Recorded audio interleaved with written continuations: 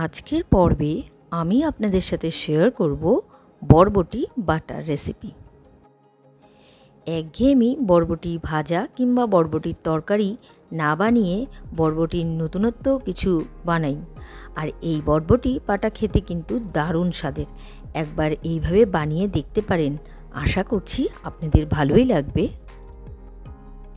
তাহলে আর দেরি না করে ঝটপট রেসিপিটা শুরু করি।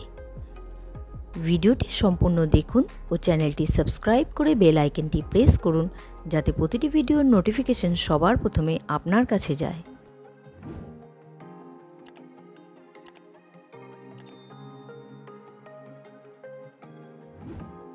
আমি যেহেতু বরবটি রেসিপি বানাবো সেই জন্য নিয়েছি বরবটি।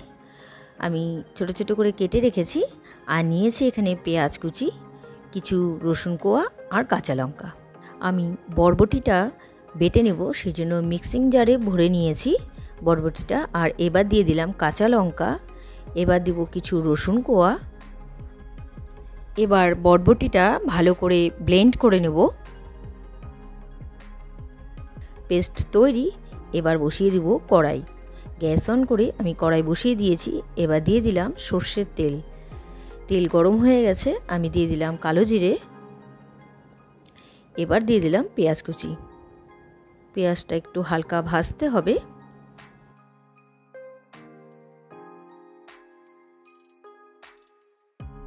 পেঁয়াজটা ভেজে নেওয়া হয়ে গেছে। এবার দিয়ে দিচ্ছি আমি বরবটি বাটা।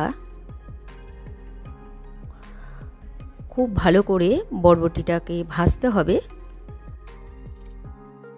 এবার মিক্সিং জার ধোয়ার জলটা আমি দিয়ে দিলাম, যেটার মধ্যে আমি বরবটিটা ব্লেন্ড করেছি।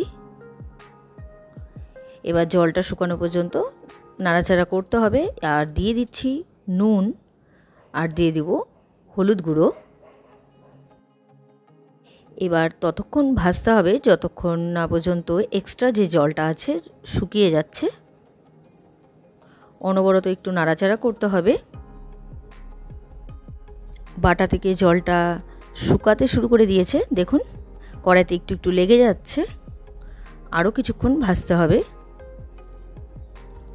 বাটার কালারটা অনেকটা চেঞ্জ হয়ে গেছে আর কড়াইতেও দেখুন লেগে যাচ্ছে।